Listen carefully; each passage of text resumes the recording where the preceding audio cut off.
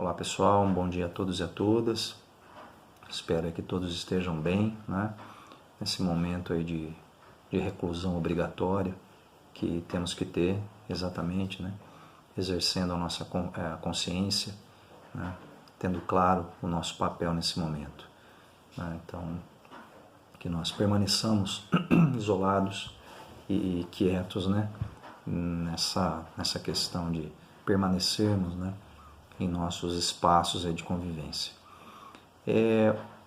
Eu vou dar continuidade então, pessoal, ao envio dos vídeos, né? Retratando, né? Colocando o conteúdo para vocês, né? O conteúdo programático já estabelecido desde o início do semestre. Agora, turma, nós vamos entrar no conceito do controle social, não é? Que é, vamos dizer assim, o ponto central dessa nossa segunda parte do curso. E que, inclusive, guarda uma relação direta, né, com o trabalho que vocês têm que fazer ou teriam que fazer, né? Vamos ver como é que vai funcionar tudo a partir de agora. Mas, enfim, eu vou trazer para vocês hoje, começar, né, trazendo na aula de hoje, o módulo 6, que trata do poder, Estado e controle social. Tá? Então vamos iniciar a nossa conversa aí com a questão do controle social. Uma definição bem simples de controle social, pessoal, é a seguinte: é tudo aquilo que influencia o comportamento dos indivíduos. Os indivíduos enquanto componentes aí da sociedade. Não é? Vamos nos recordar lá das aulas iniciais, nas quais eu expliquei para vocês a definição simples de sociedade, que é o conjunto das relações sociais, e a relação social, por sua vez, se dá a partir da expectativa que o indivíduo tem em relação ao comportamento do outro. Né? Então, o controle social é exatamente isso, é tudo que vai influenciar o nosso comportamento enquanto seres sociais. Né? Por exemplo, a família, né, que é uma instituição social, ela influencia o nosso comportamento. Né?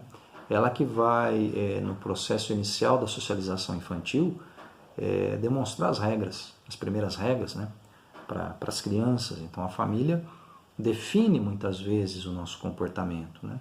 Muito do nosso comportamento que vamos materializar, né, ao longo de nossas vidas se iniciou lá, né, com a família. Dentro de um ambiente escolar, né, a escola, os professores, professoras, enfim, também terminam por influenciar o comportamento das alunas, dos alunos, não é? Então vamos dizer assim, esse direcionamento comportamental que as pessoas acabam estabelecendo também tem muito, né, das instituições educacionais. Né? A própria instituição religiosa, não é? Também uma instituição social, tem regras, exige formas de comportamento, determina, sim, o comportamento daqueles que decidem reproduzir tal prática. Não é? A própria mídia é uma ferramenta extremamente importante aí acerca de definição de comportamento, né? Influenciar o comportamento. Nós podemos pensar, as redes sociais também acabam influenciando o comportamento dos indivíduos. Então o controle é exatamente esse, tudo que influencia o comportamento. O próprio exemplo, né, dessa condição presente em que nós temos que ficar isolados. É um controle em benefício, né, da população. Então nós tivemos o nosso comportamento determinado. Você tem que ficar em casa. Então nós estamos ficando em casa. Ou, na medida do nosso possível, estamos ficando em casa o máximo que podemos. Né? Então tudo que vai determinar a forma de nós nos comportarmos tem relação direta com o controle social. Tá? E esse controle ele é materializado, né, constantemente, né, diariamente, cotidianamente, em todos os momentos aí da nossa vida. Bom, existe aqui, pessoal, uma definição de controle social a partir da sociologia jurídica. Então, vamos ler aqui, vocês têm, né, sempre lembrando, vocês têm esse material que eu já encaminhei, então vocês têm todo o material para poderem seguir, né, para que vocês possam seguir aí esse conteúdo dessa videoaula. juntamente com o material. Então, qual que é a definição que a sociologia jurídica traz em relação ao controle social? Então, controle social, portanto, é qualquer influência volitiva dominante, volitiva e relativa à vontade. Então, qualquer influência relativa à vontade dominante, exercida por um indivíduo ou um grupo de indivíduos, sobre indivíduos ou unidades grupais, para manutenção de quê? Da uniformidade em relação aos padrões sociais. Então, o controle ele existe, em última questão, aí para quê? Para manter um padrão comportamental. Quando nós controlamos, nós conseguimos estabelecer essa manutenção, esse equilíbrio, né? Esse padrão de ações e reações, né? Esse padrão de comportamento. Então, a sociologia jurídica define o controle social dessa forma. Existe um grupo que domina, um indivíduo que domina, independentemente dessa condição de dominação, seja a dominação de um pai, no controle de um pai em relação ao filho, seja o controle do governo em relação à nação, mas enfim, é qualquer influência relativa à vontade de quem domina em relação aos outros indivíduos para se manter aquele padrão comportamental. Muito bem. Controle social, portanto, pessoal, indica o quê? Um processo de socialização, não é? Então, a socialização ela diz respeito à assimilação e à reprodução das regras sociais, né? Sejam regras formais, sejam regras informais. Vamos lembrar lá da matéria inicial, do tópico inicial, onde trabalhamos questões relativas à sociologia geral. Vimos lá os Folkways e os Mores, né? Normas informais, normas formais. Então, o controle é esse processo de socialização.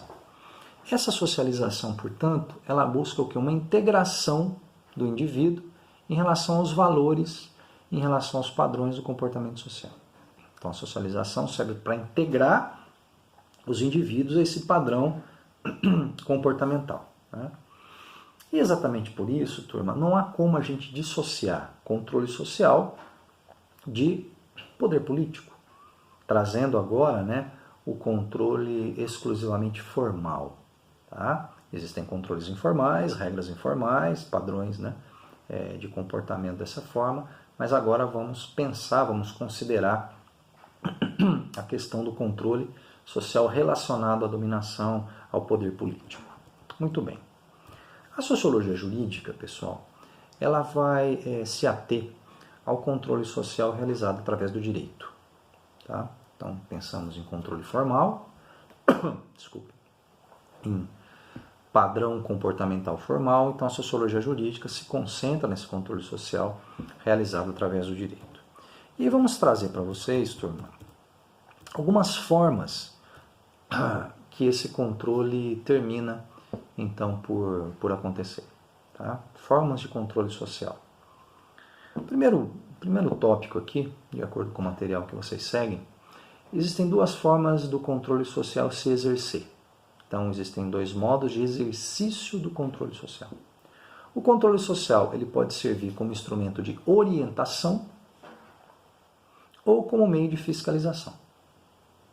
Por exemplo, uma campanha do governo para orientar a população em relação a determinado tipo de condição. Por exemplo, essa determinação do isolamento, nesse momento aqui do coronavírus. É um instrumento de orientação, um controle social que busca orientar o nosso comportamento. Né? Então, determinando a forma de nós, ou a forma que nós devemos nos comportar. Então, orienta. Fiscalização. Aí a fiscalização é exatamente o que? A inspeção para se ver se aquele comportamento exigido, esperado, está sendo cumprido. Então você fiscaliza se realmente aquele comportamento ele está devido. Né? Outras determinações aí, por exemplo, essa questão de se fechar a divisa do Estado, né, aqui em Poços de Caldas, de São Paulo com Minas Gerais. Já vou dar até inclusive esse exemplo de uma outra situação cabe aqui na sequência. É a fiscalização. Existem pessoas ali vinculadas a órgãos que estão fiscalizando exatamente essa determinação. Tá? Um outro ponto aqui, pessoal, O controle se diferencia quanto aos destinatários. Então esse controle ele pode ser difuso, ou seja, a fiscalização do comportamento de todos os cidadãos. Então voltando ao exemplo aí da fiscalização na divisa. Então todos aqueles veículos que chegarem até aquela parte, né, e que, de acordo com a diretriz, te trazer na placa do carro o nome de uma cidade que já tenha tido caso de coronavírus, não vai entrar. Né? É um controle difuso. Então, todos que chegarem lá vão ter o seu carro, né? Vai existir essa fiscalização para o cumprimento de tal prática. E esse controle também pode ser localizado. É um controle interno de grupos específicos que apresentam um comportamento anômico. Então, por exemplo, se tem uma denúncia em que uma determinada localidade, de um determinado bairro, está se praticando uma situação de violência contra a mulher. Né? Então, é um controle localizado. Tá? Então, não é difuso, é específico naquela localização, naquela localidade.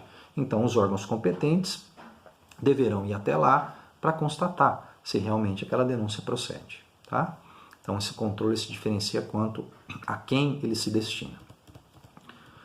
Um terceiro ponto, pessoal.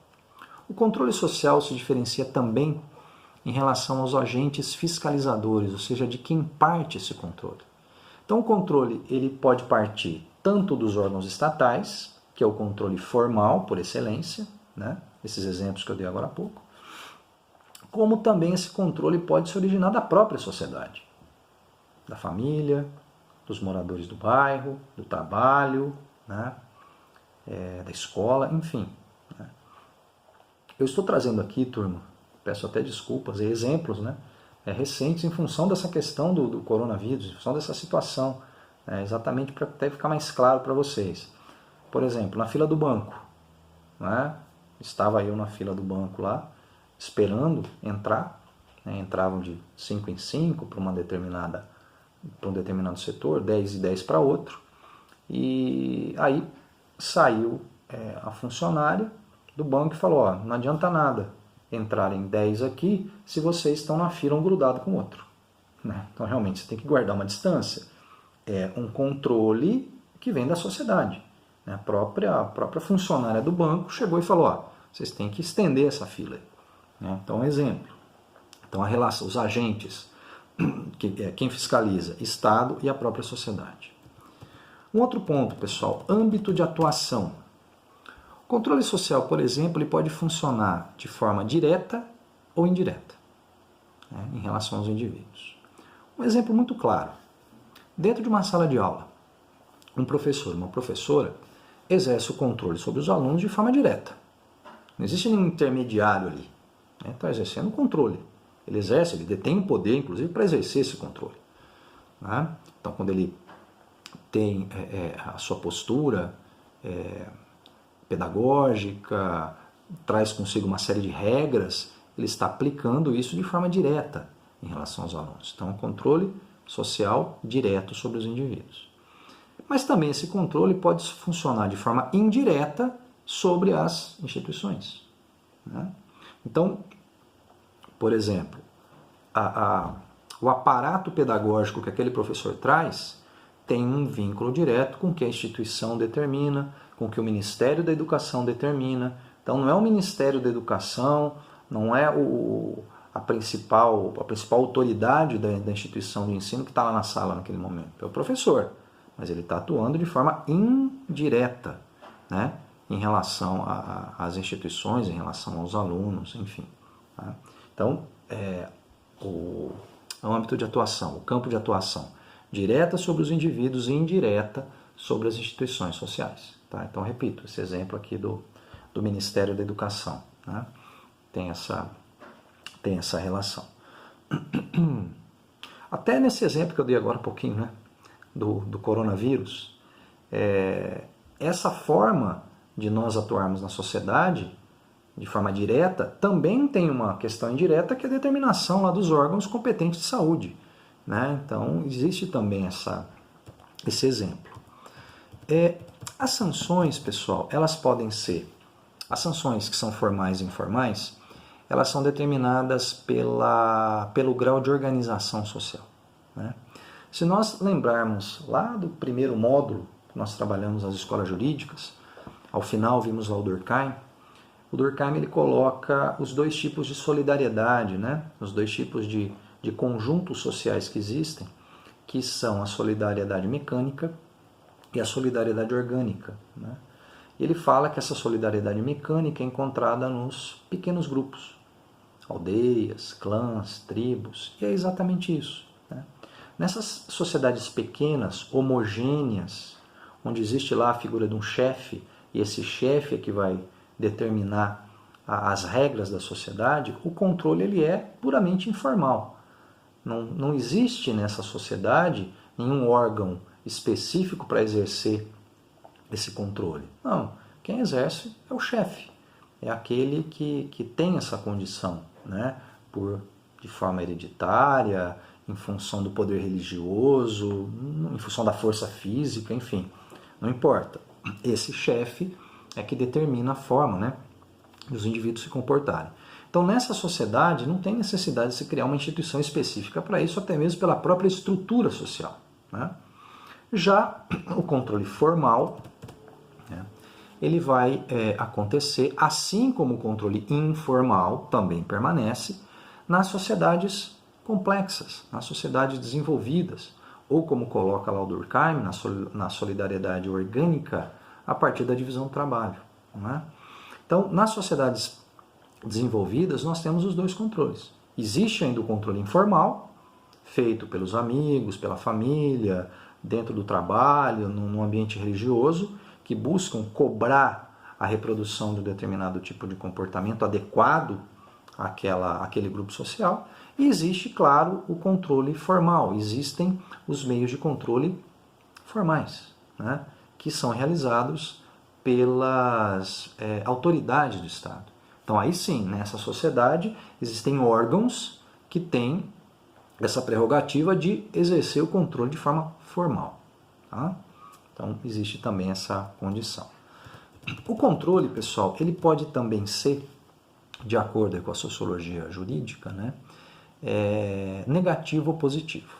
Controle negativo, basicamente, reprovação de determinados comportamentos através da aplicação de sanções. Então, essas sanções ela tem dois efeitos, vamos dizer assim. Elas servem para coagir aquele que infringiu a lei, a norma, a regra. Então, o indivíduo desrespeitou a regra. Então, nós vamos ter um mecanismo para estabelecer uma sanção para esse indivíduo. E, ao mesmo tempo que ele coage o infrator, ele serve para quê? De exemplo para os outros, para que os outros não façam o mesmo. Então, se você fizer a mesma coisa que aquele indivíduo fez, vai acontecer isso com você. Você vai sofrer essa sanção, essa sanção, essa sanção. Tá? Então, controle negativo. Reprova comportamentos através, então, da aplicação de sanções. E o controle positivo, pessoal, que se dá de 3 formas principais. Até mesmo essas formas, elas muitas vezes se misturam, né? Por exemplo, nós temos o controle gratificador. Controle gratificador, um exemplo bem claro, é um prêmio que é dado para o melhor funcionário da empresa, né? Então, nessa diretriz capitalista de produtividade, e que, nesse momento de isolamento, né, de reflexão, estamos, ou parte significativa da sociedade está pensando sobre essa produtividade, né, sobre até que ponto essa produtividade nos ajuda ou não, né, até que ponto tudo isso não tem que ser revisto, né. Mas vamos dar um exemplo aqui. Nessa busca pelo destaque, pelo sucesso, né, um exemplo, um prêmio que é dado para o melhor funcionário da empresa, o destaque do mês. Então, é um controle positivo por quê? Está controlando, uma vez que o indivíduo que melhor se destacou, que se destacou, foi o que melhor correspondeu às regras daquela empresa, né? Então, é um controle positivo. Incentiva e serve de exemplo para o outro. Orientador, né? Então, controle orientador são esses comunicados divulgados pela mídia. por exemplo, agora nesse momento, né?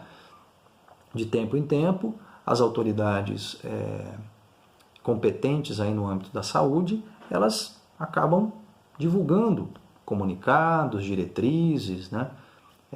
Determinações que buscam então orientar o nosso comportamento. E um outro é o persuasivo, controle positivo persuasivo. Um exemplo bem claro que nós temos, pessoal, que inclusive consta aí no material de vocês, as advertências que vêm impressas no maço do cigarro, né, em relação aos malefícios do cigarro. Então aparece um indivíduo de cadeira de roda, um indivíduo entubado, enfim, né? É um controle positivo persuasivo. Ele também é orientador, não deixa de ser orientador.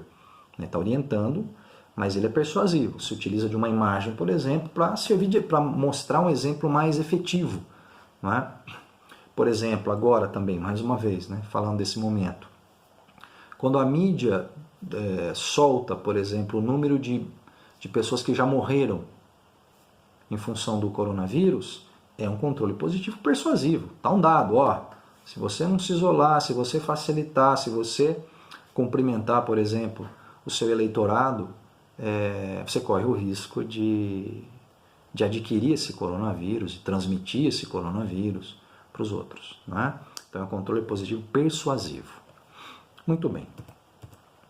O controle também, pessoal, ele pode ser interno ou externo.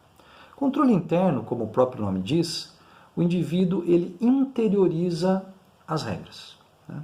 Então, através de um condicionamento que é realizado mediante os mecanismos de controle social, o indivíduo ele vai assimilando, interiorizando, se condicionando a reproduzir as regras.